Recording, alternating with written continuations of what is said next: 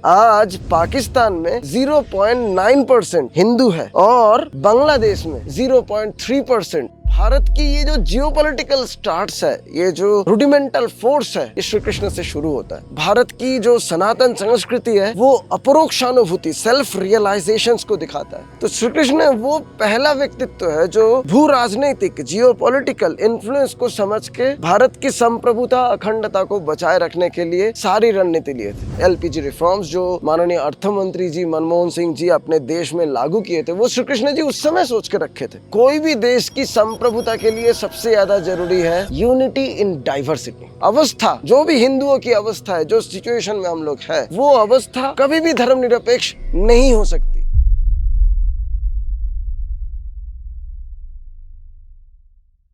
प्राचीन भारत से अगर हम लोग अखंड भारत की चर्चा लेके आरंभ करें तो रामायण काल के बाद यानी त्रेता युग के बाद जो द्वापर युग की चर्चा आता है हमारे सनातन में, हम लोग जिस कालखंड को विशेषतः द्वापर युग कहते हैं, मुख्यतः महाभारत की जो कालखंड हम देखते हैं द्वापर युग, ये पूरी तरीके से ही जियोपॉलिटिकल है, पूरी तरीके से ही।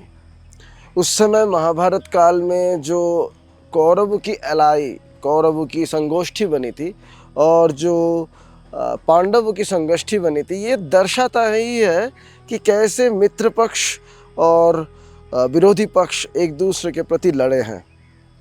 तो जियोपॉलिटिकल इन्फ्लुएंस तभी से ही हम भारत में देख पाते हैं, या जो हम राजनीतिक संरचनाओं के लिए गोष्ठी द्वंद्व, वो महाभारत में सबसे अच्छा तरीके से दिखाया गया।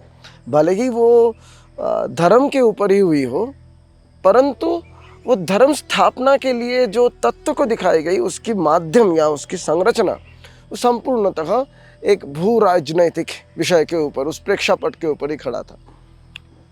जैसे हम अगर महाभारत काल में देखें, श्री कृष्ण जी को वहाँ महाभारत में एक योद्धा के रूप से दिखाई गई है।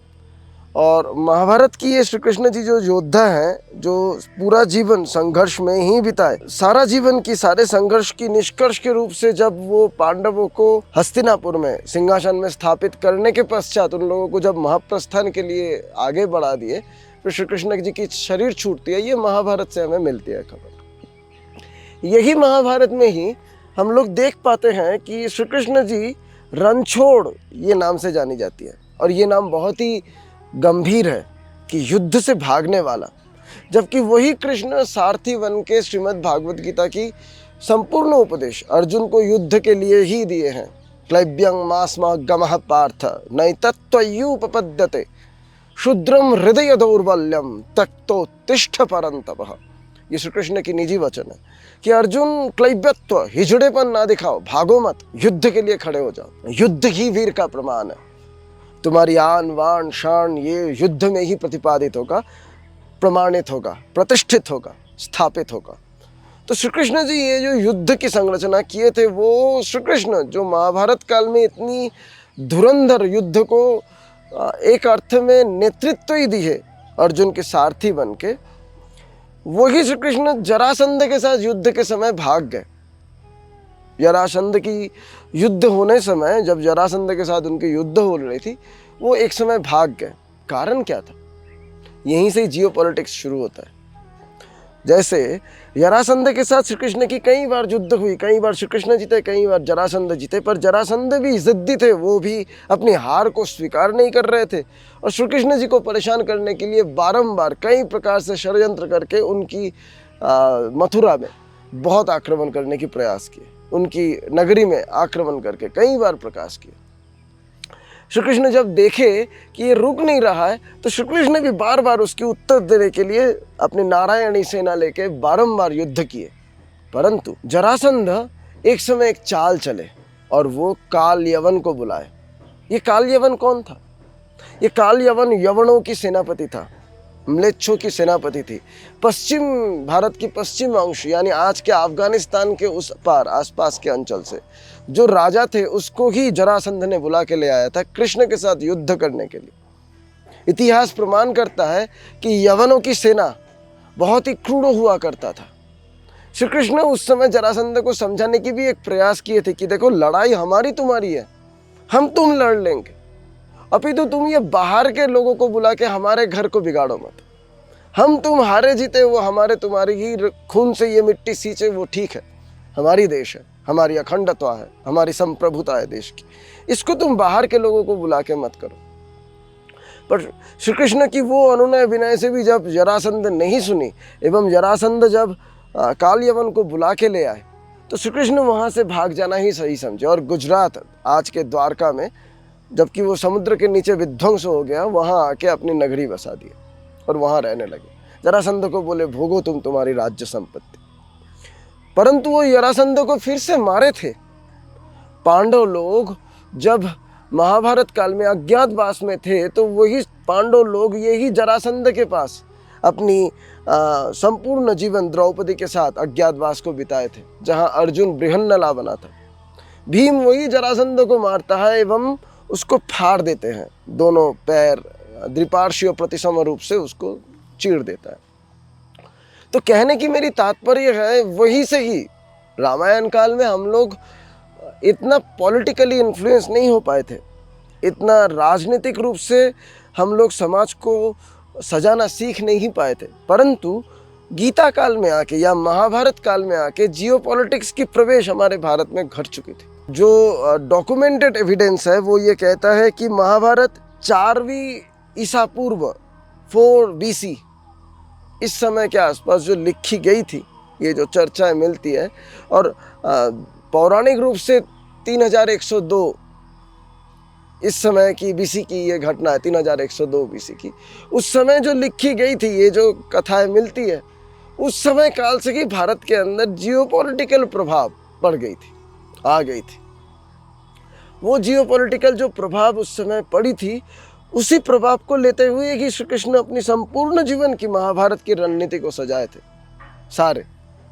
तो श्री कृष्ण वो पहला व्यक्तित्व है जो भू राजनीतिक जियोपॉलिटिकल इन्फ्लुएंस को समझ के भारत की संप्रभुता अखंडता को बचाए रखने के लिए सारी रणनीति लिए थे। हम श्री कृष्ण को इतनी महान क्यों बोलते हैं, इसके पीछे की यही कारण है, क्योंकि श्री कृष्ण ये 10 अवतार के अंदर वो अवतार है जो भारत की अखंडता संप्रभुता को बचाए रखने के लिए अपने प्राणपात विसर्जन दे दिए, अपने संपूर्ण परिवार को न्यौछावर कर दिए, जबकि उनकी माता पिता जेल में थे और वो इधर अपनी ही ये जियोपॉलिटिकल इन्फ्लुएंस को बनाए रखने के लिए सारी संघर्ष को किए भारत के लिए। उनकी गुरु थे सांदीपनि, जो ये सांदीपनि ही उनको ये भू राजनीतिक दिशाओं में सोचने के लिए मजबूर करता है, सिखाता है, समझाता है एवं उस दिशा में उनको प्रेरित भी करता है। आधुनिक भारत में भी श्री कृष्ण की बहुत आवश्यकता है, क्योंकि आधुनिक भारत आज संपूर्ण रूप से भू राजनीतिक रूप से चारों ओर से घिरी है। और गीता में ही श्री कृष्ण एक बात कहते हैं, सह यज्ञ प्रजा सृष्ट्वा पुरोवाच प्रजापति ही अनेन प्रशविश्वध्वमेश वो वस्ति इष्ट कामधुक। मतलब सह यज्ञ प्रजा सृष्ट्वा, वो प्रजापति ये यज्ञ के द्वारा, ये कर्म संबंधी यज्ञ के द्वारा, ये ज्ञान यज्ञ कर्म यज्ञ के द्वारा हमें तैयार करके इसी के दौरान ही आगे बढ़ने के लिए बोले। और हम लोग आपस में बट गए, जहाँ बांटना शुरू हुई वहाँ से ही राजनीति शुरू हुई। श्री कृष्ण गीता में ये दिखाए, राजनीति की रणनीति राष्ट्रनीति की बराबर होनी चाहिए। राजनीति की रणनीति अगर राष्ट्रनीति की बराबर नहीं है तो तुम अपने देश की ही, अपनी घर की ही, अपने परिवार की ही संप्रभुता को बनाए नहीं रख सकते। श्री कृष्ण की जो जियोपॉलिटिकल स्टैंड है वो 3 मुद्दे के ऊपर टिका है। एक, नीति। तुम्हारी नीति स्पष्ट होनी चाहिए, तुम्हारी नीति द्वार्थक नहीं होनी चाहिए, एम्बिग्यूअस नहीं होनी चाहिए। तुम्हारी नीति सर्वतोभिमुखी एम्बिडेक्स्ट्रोरस होना चाहिए। तुम्हारी दूसरी निर्णय वो व्यवस्थित होनी चाहिए, सुदृढ़ होनी चाहिए। मजबूत फैसला लेने के लिए मजबूत हृदय की आवश्यकता है। A sound mind dwells in A sound body, ये हम लोग आज कहते हैं कि एक स्वस्थ मन एक स्वस्थ शरीर में हो सकता है, तभी हम एक सटीक निर्णय ले सकते हैं। तो नीति के बाद श्री कृष्ण दिखाए, तुम्हारी निर्णय, फैसला, डिसीशंस ये स्पष्ट होना चाहिए, रुडिमेंटल होना चाहिए। व्यवस्थित होनी चाहिए। ये श्री कृष्ण की गीता में उद्घोष है कि तुम्हारी नीति और निर्णय ये तुम्हारी स्पष्ट होनी चाहिए।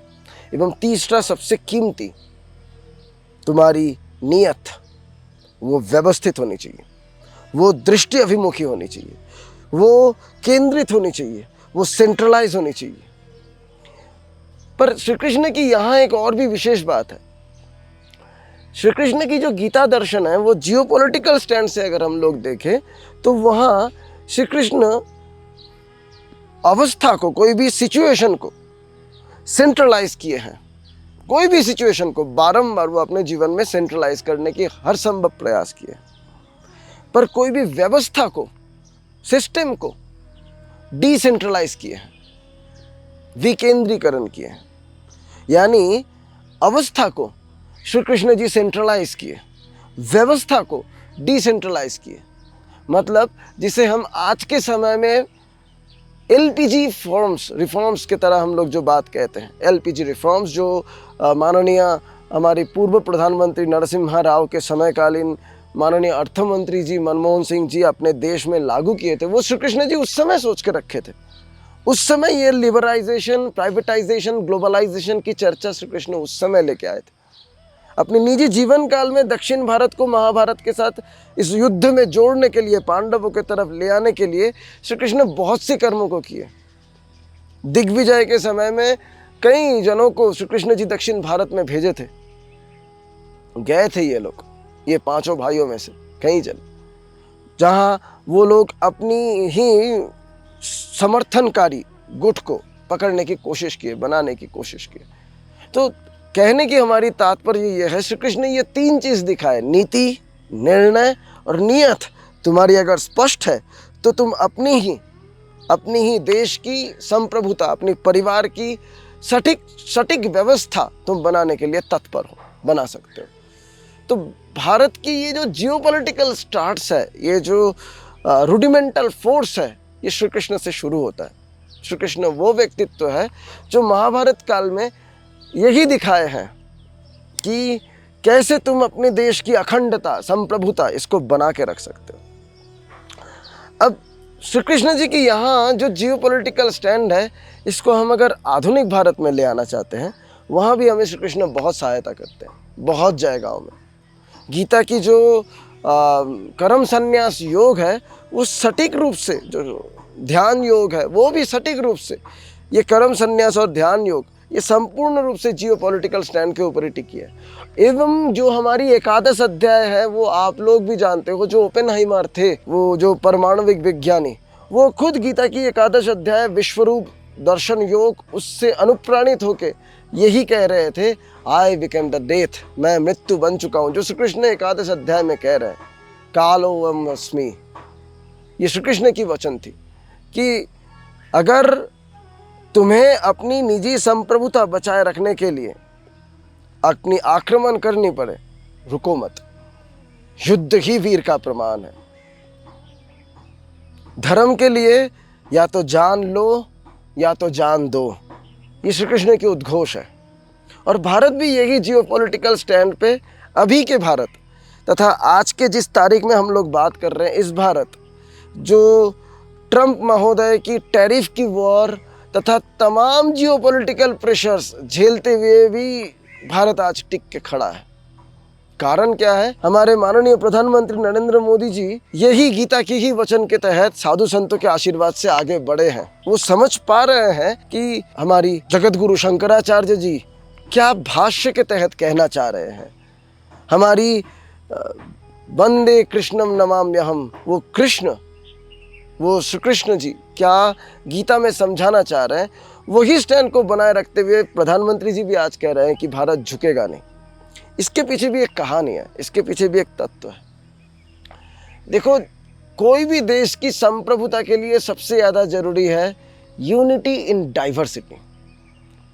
हम एक डाइवर्स कंट्री में व्यवस्था करते हैं। हम लोग जिस देश में हैं वो बहुत ही बहुमुखी है, वर्सेटाइल है। हमारे पास वर्बोसिटी, बहुमुखिता बहुत है। हमारे पास फ्रीडम ऑफ स्पीच है। कोई भी देश का इतनी फ्रीडम ऑफ स्पीच तो नहीं देता है जितना भारत के लोग ये फ्रीडम ऑफ स्पीच के नाम पे हम आवाम हिंदुओं के प्रति, सनातनी के प्रति ये अत्याचार किया है तथा कर रहा है अपनी लिबरलाइजेशंस के नाम पे, अपनी सेक्युलरिज्म के नाम पे, अपनी सोशलिज्म के नाम पे, वो और कोई देश तो होने नहीं दिया है, ना देगा भी। यही भारत की उदारता है। एक जियोपॉलिटिकल स्टैंड में हम लोग एक और बात कहते हैं। 1947 साल में जब भारत में ये क्षमता, power of transformations of powers हुआ, या आज़ादी मिली, हमें स्वाधीनता मिला, स्वतंत्र राष्ट्र के रूप से जब हम लोग मान्य किया गए, परिगणित हुए, तब पाकिस्तान एक तरफ बट गई और पूर्व पाकिस्तान, वो भी आज के जो बांग्लादेश, वो भी तब बट गई। एक तरफ पूर्व पाकिस्तान, एक तरफ पश्चिम पाकिस्तान। तो जो आज की पश्चिम पाकिस्तान उस समय की थी, जो आज के पाकिस्तान है, वो पाकिस्तान में जब भारत आज़ाद हुआ, स्वाधीनता मिली, 28% हिंदू हुआ करते थे।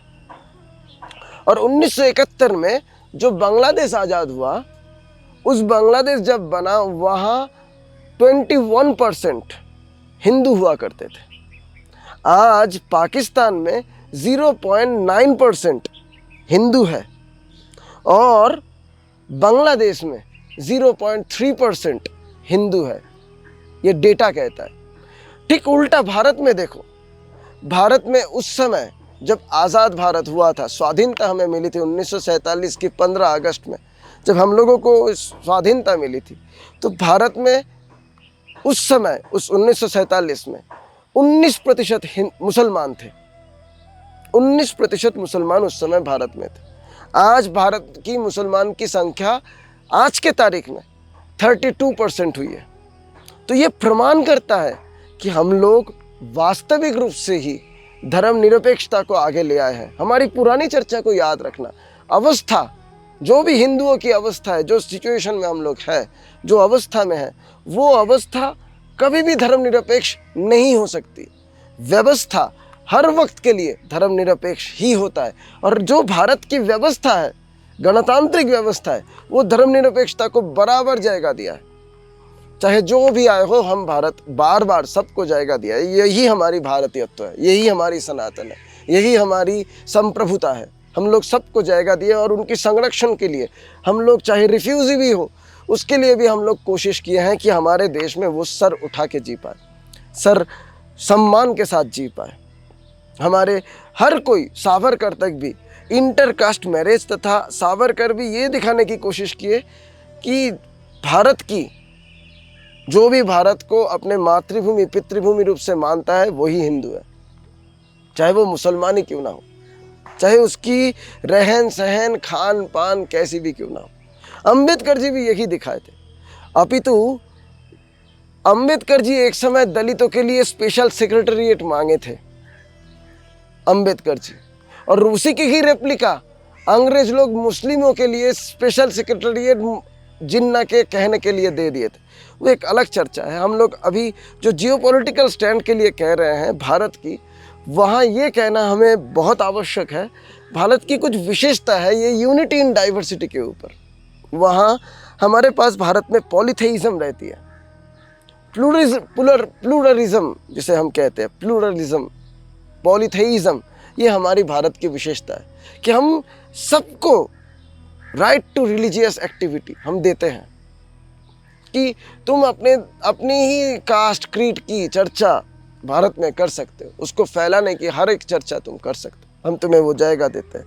भारत नॉन वायलेंस को बहुत जायगा दिया, अहिंसा को। हमारे भारत की एक जनोद्घोष, एम्ब्लेम ये बनी हुई है, अहिंसा परमो धर्मः, परंतु उसके बाद धर्म हिंसा तथैव च, इसको हम लोग भूल गए।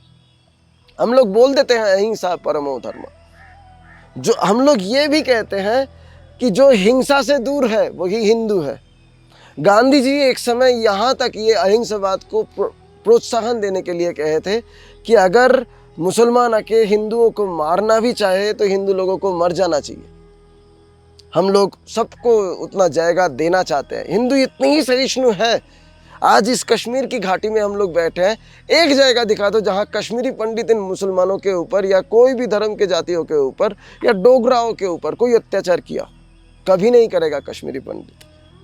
भले ही वो घुट घुट के कहीं भी मरते हो, भले ही उनको रिफ्यूजी कैंप पे जम्मू में गर्मी के अंदर सांपों की काट, बिच्छू की डसना सब कुछ मिल गई हो, पर कश्मीरी पंडित अपने अधिकार के लिए कभी भी दूसरों के ऊपर कोई अत्याचार कदापि नहीं किए हैं और नहीं करेगा भी। यही भारत की सनातन संस्कृति है, यही भारत की संप्रभुता है, यही भारत की अखंडत्व को दिखाता है। हम सहिष्णु हैं, हम अहिंसा है, हमारे अंदर ये है। भारत की एक और भी विशेषता है, भारत की जो सनातन संस्कृति है वो अपरोक्षानुभूति, सेल्फ रियलाइजेशंस को दिखाता है। वो ये भारत की सनातन दिखाना चाहता है कि तुम्हारे साथ उस परमात्मा की क्या रिश्ता है। जीव ब्रह्मैव नापरः, ये हम भारत कहते हैं कि जीवात्मा और परमात्मा में कोई भेद नहीं है। जल एक कटोरी में रहे, ग्लास में रहे, या थाली में रहे, या तालाब में रहे, या कोई भी चीज़ में रहे, वो जल जल के हिसाब से जल ही रहेगा, H2O वही रहेगा। उसके और कोई विशेष भेद इसमें नहीं आएगी, वो जल जल बन के ही रह जाएगा। जल की उसमें और कोई भेद नहीं रहेगी। जल की वो जो वाटर एलिमेंट है, भले ही उसमें कुछ इम्प्योरिटीज आ गई हो, वो डिस्टिल्स नहीं हो, डिस्टिलाइज नहीं हो, ऑस्मोसिस नहीं हुई हो, ओजोनाइज्ड नहीं हुई हो, वो अलग फॉन्ट, वो अलग चर्चा है, उसकी इम्प्योरिटी हटी नहीं, पर जल के हिसाब से वो जल ही रहा, चाहे वो किसी भी फॉर्म में रहा। भारत की ये विशेषता है, वो ये दिखाना चाहा है कि तुम्हारी और उनके बीच में क्या रिश्ता है। ये जीवात्मा और परमात्मा की ऐक्य, ब्रह्मविद ब्रह्मैव भवति नायम आत्मा वलहीनेन लभ्यः, ये भारत ही कह सकता है। और ये इसका ही अर्थ होता है अपरोक्षानुभूति, सेल्फ रियलाइजेशन। ये हमारी गीता भी दिखाता है। संपूर्ण ब्रह्म शास्त्र, जो उपनिषद, ब्रह्मसूत्र, भगवत गीता, ये सारा सिर्फ यही बात में ही टिका हुआ है, जीव ब्रह्मैव नापरः, ब्रह्म सत्य जगत मिथ्या, जीव ब्रह्मैव नापरः। जबकि कहीं भी ये बात उपनिषद में लिखा नहीं है, ब्रह्म सत्य जगत मिथ्या। हम भारत की यहाँ एक गलती हुई है सेल्फ रियलाइजेशन के कारण। ये गलती ऐसी है, हम अपने अंदर के अंदर झांक के जीव और जीवात्मा और परमात्मा की एमालगमेशन, ऐक्य को तो कर दिए, बांध लिए, पर हम लोग ये सोच लिए ब्रह्म सत्य जगत मिथ्या है, ये दुनिया मिथ्या है, मोह माया की है। हम इस तरफ ध्यान ही नहीं दिए। हमारी जो ये जगत के प्रति मिथ्यात्व है, ये आरोपित है, ये एक सोचने की विषय है। जैसे तुम अंधेरे में जा रहे हो, थोड़ी हल्का रोशनी है, चांद की या हाथ की कोई रोशनी है, जिससे देख देख के तुम जा रहे हो। एक रस्सी पड़ा हुआ है, रस्सी को देख के तुम सोच लिए कि ये सांप है, तुम्हें भ्रम हुआ, पर वो सांप नहीं, वो रस्सी है। जब तुम रोशनी से देखे तो तुम्हें पता चला। ठीक ये भी शरीर ऐसी है, ये शरीर में जीवात्मा है। जब ज्ञान के रोशनी से हम देखे तो हमें सेल्फ रियलाइजेशन, अपरोक्षानुभूति हुई कि नहीं, हम ही वो परमात्मा के अंश है, हमारे अंदर ही वो ऐक्यत्व है। वो ये जो भ्रम है, यही मिथ्या है, तो पूरी जगत मिथ्या नहीं हो जाती है। और भी एक बात, अगर परब्रह्म से ये जगत उत्पादित हुआ है, तो ब्रह्म अगर सत्य है तो उसकी ही संतान ये जगत मिथ्या कैसे होगी? बाँच का कभी बेटा नहीं हो सकता है।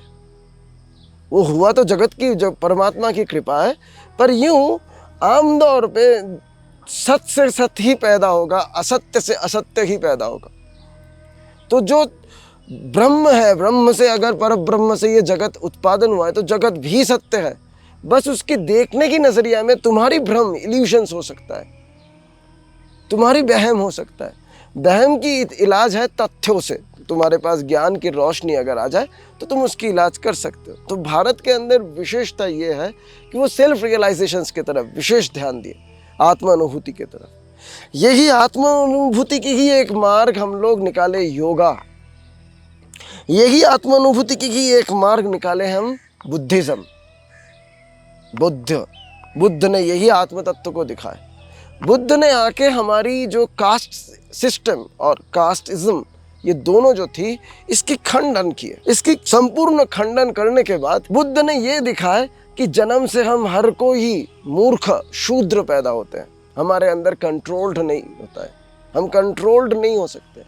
हम लोग जब अपने आप में वो चीज़ मैनिफेस्ट करते हैं सेल्फ रियलाइजेशंस के तहत योगा के माध्यम से, तो हम लोग एक एक करके ऊपर उठते जाते हैं। हमारी और भी कंट्रोल्ड सिस्टम बन सकती है, हम और भी अच्छा बन सकते हैं। ये बुद्ध ने दिखाया। जैनिज़्म भी इसी सफ़र में ही आता है।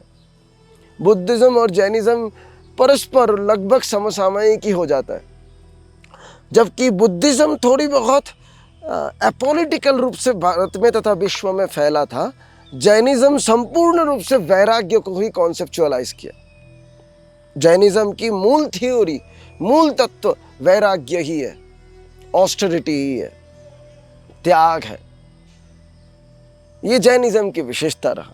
ठीक इसी सफर में ही सिखिज़्म भी आया। सिख जो परंपरा आई, वहाँ यद्यपि पाँचवीं सदी में आके गुरु नानक जी ये बात कहे कि एक ओंकार तेरा आधार, एक ओंकार की चर्चाओं को रखे कि ये ब्रह्मांड में केवल एक ही सत्य है, वह है ओंकार, निराकार परब्रह्म परमात्मा। जबकि ये तुम्हें जान के अच्छा लगेगा, पूरे गुरु ग्रंथ साहब में 8000 बार हरि शब्द को व्यवहार किया गया। 2600 के आसपास बार गुरु ग्रंथ साहब में राम शब्द को व्यवहार किया गया। गुरु ग्रंथ साहब में ऐसी कई बार देखी गई है जहाँ गुरु ग्रंथ साहब की प्रवक्ता हमारे सदगुरु नानक साईं जी, वो बारंबार कई जनों को कहे हैं कि बनारस जाओ, वहाँ जाके सीख के आओ। ये नानक जी की विशेषता थी। यद्यपि ये नानक के ऊपर या नानक जी की दिखाई हुई मार्ग के ऊपर जब अत्याचार और बढ़ने लगी, तो आए गुरु गोविंद सिंह जो ये कहे 1.25 लाख से एक लड़ावा, 1.25 लाख से एक लड़ावा। यहीं से ही फिर से एक जियोपॉलिटिक्स ही शुरू होता है। संघर्ष युद्ध ही वीर का प्रमाण है। शांति कभी संघर्ष के बिना आ ही नहीं सकती है, और संघर्ष के साथ शांति आता है, शांति के साथ ही संघर्ष आता है। तुम अगर सोच रहे हो कि नहीं मैं संघर्ष नहीं करूंगा और शांति चाहिए, तो वो एक पलायन प्रवृत्ति है, एस्केपिज्म है। आज कश्मीरी पंडित लोग वो सहिष्णुता के कारण वो यहाँ से चले गए, भाग गए, पर वो जो भाग गए उसके परिणाम ये हुआ कि आज तक कोई भी जने उनको ले आने की सदिच्छा तक नहीं दिखाई, व्यवस्था भी चाह के भी नहीं बना पाई, और हर कोई कश्मीर के ऊपर अपनी अपनी रोटी सेकी। कश्मीरी पंडितों की दर्द आज भी कश्मीरी पंडितों के अंदर ही रह गया। हम लोग सारे आक्रांत आए, कश्मीरी पंडितों के ऊपर से ही आक्रमण करके अपनी सियासत बनाए। यहीं से ही जियोपॉलिटिक्स शुरू होता है। हम लोग जानते हैं कश्मीर में रंजीत सिंह जी आके कैसे कश्मीर को बचाने के लिए ये युद्ध के हथियार को उठाए थे। यहाँ से जियोपॉलिटिक्स शुरू होता है। तो अगर तुम आध्यात्म को लेकर चलोगे और तुम कहोगे कि भू राजनीतिक तत्वों में मैं ध्यान नहीं दूंगा, तो तुम भाग नहीं ले रहे हो, एस्केपिज्म है वो। तुम अपने आप को भगा रहे हो, दूर कर रहे हो। आंख बंद करने से रात नहीं हो जाता है, अंधेरा होता है। हम अंधेरे में चले जाएंगे, हम भागने रहे हैं। 2 रास्ता है, या तो भाग लो या तो भाग लो। ये 2 ही केवल हमारी रास्ता है, या तो भाग लो या तो भाग लो। तो ये जो हम अभी बोले सेल्फ रियलाइजेशन से शुरू करते हुए योगा, बौद्धिज़्म, जैनिज़्म, सिखिज़्म, यहाँ सिखिज़्म में आके ये चीज़ ही दिखाई गई कि बेटा युद्ध के लिए आगे बढ़ो। जो अलाउद्दीन खिलजी के साथ ये नागा संप्रदाय इतना युद्ध किया था, ये भारत के नागा साधु लोग क्यों किए थे? वो लोग भी तो सोच सकते थे कि हम लोग साधना करेंगे, ध्यान करेंगे। माननीय करपात्री जी की महाराज के समक्ष आते हुए जो ये सारे जने राजनीतिक अवस्थान की कदर क्या है, और इसीलिए उसी समय में इंदिरा गांधी जी के समय में, इमरजेंसी की ही समय में, वो अपनी साधुओं को इकट्ठा करके ले गए, जहां 177 साधुओं को, डॉक्यूमेंटेड 177 साधुओं को गोली मार के हत्या कर दी गई। हमारी ही देश की सेक्युलर सरकार ये किया। हमारी ही साधुओं की खून से ये दिल्ली की रास्ते में खून नपी हुई थी। सारे साधु मरे हुए थे, कोई देखने नहीं आया था, कोई देखने नहीं आया था हम साधुओं की मौत को। परंतु ये साधु समाज, जो जागृत साधु समाज है, वो लोग बारंबार भारत की संप्रभुता के लिए बलिदान दिए हैं, देंगे भी, आगे भी देंगे। यही साधुत्व की पराकाष्ठा है जो श्री कृष्ण जी दिखा के गए। श्री कृष्ण जी ये नहीं कहे कि सिर्फ तुम तपस्या करो, माम अनुस्मर युद्ध चा, ये श्री कृष्ण की चर्चा है कि मुझे देखो और युद्ध करते रहो, मैं हूं तुम्हारे साथ। अब हमारी जो ये जियोपॉलिटिकल आज की जो मुद्दाएं हैं, भारत की जो अवस्थान है, यहाँ श्री कृष्ण जी की उस अवस्था के बाद हम लोग देखें कि बुद्ध आए 10 अवतार में। बुद्ध भी एक अवतार है, कारण क्योंकि बुद्ध हमारी ही सनातन में जो भेदभाव थे, जो एक विकृत मनोभाव जो पोस्ट वैदिक काल के तहत फैली, उसको की सबसे ज़्यादा जो आघात किया वो है बौद्ध लोग, सबसे ज़्यादा। आज भी आप अगर जानते हो, वो भंते करुणानिधि, बौद्ध की एक साधु है भंते करुणानिधि, ये उनकी नाम है। बौद्ध की साधुओं को भंते कहा जाता है, भंते करुणानिधि ये उनकी नाम है। तो वो जो साधु है वो ये कह रहे हैं कि भारत को हम लोग बौद्ध राष्ट्र बनाएंगे। वो बौद्ध साधु लोग यहाँ तक कह रहे हैं कि बुद्ध गया हमारी है, हमें दे दो, ब्राह्मण लोगों को भगाओ। तो सोच सकते हो हम लोग वो भारत में वास कर रहे हैं जहाँ जिस बुद्ध ने अपनी पूरी धर्म को चर्चाओं को करने के बाद वो ये कहे एको धम्मो सनातनः, त्रिपिटक में आता है। ये जो चर्चा बुद्ध ने उस समय कह के गए, आज यही सारे रेडिकलाइज्ड महात्मा लोग आके हमारे ही सनातन के ऊपर कुठाराघात करने के लिए वही बुद्ध धर्म की टेढ़ी तलवार को इस्तेमाल करते हुए हीनजान महाजान वज्रजान के रूप से बंटवारा करने के बाद हमारे ही सनातन के ऊपर आक्रमण कर रहे हैं। और जबकि दलाई लामा तिब्बत से भाग के भारत में आके शरण लिए,